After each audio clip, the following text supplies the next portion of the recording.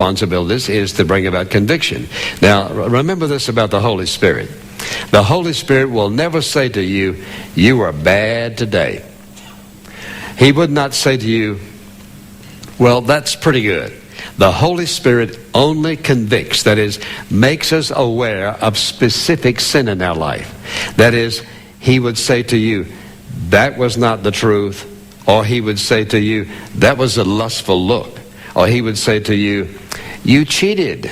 Or in other words, it's all something very specific. It's nothing hazy or foggy. He came in order.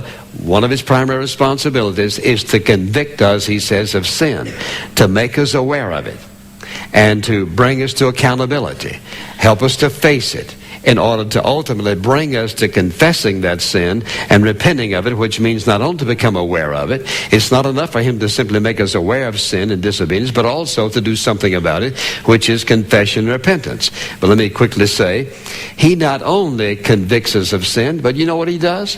For example, He makes us aware also, oftentimes, when God just approves of what you did. You did something, you obeyed God, you made the right choice, it was a difficult choice you made, and God wants you to sense His approval. The work of the Holy Spirit is also to reveal God's approval. That is, He's opening you up, making you aware of God's attitude. Because when He convicts us of sin, what He's doing, He's making us aware of God's attitude toward our sin, our disobedience. He's just as happy, so to speak, He's just as thrilled to make us aware, listen, of things that God approves of in our life.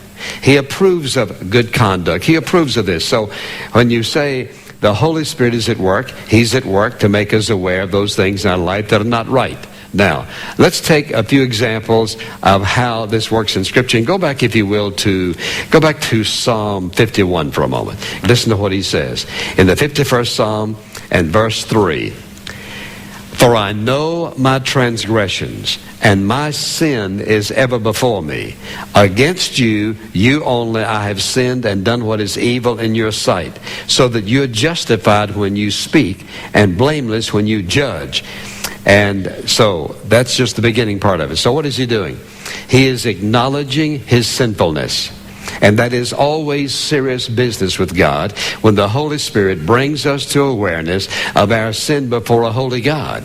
Because our sin is, He says, I've sinned against you. You only I have sinned. So He's recognizing the seriousness of his sin.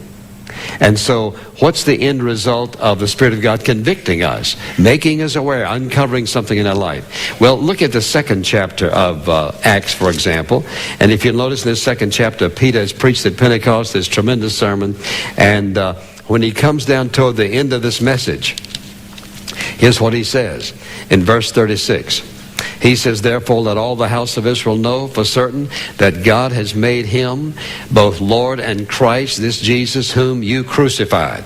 Now, when they heard this, they were pierced to the heart and said to Peter and the rest of the apostles, brethren, what shall we do? Why did they ask that question? The Spirit of God convicted them that the message they just heard was the message of truth, because He was telling them who this Jesus Christ is. And so here's their response. They said, what shall we do? Peter said to them, repent, and each of you be baptized in the name of Jesus Christ for the forgiveness of your sins, and you will receive the gift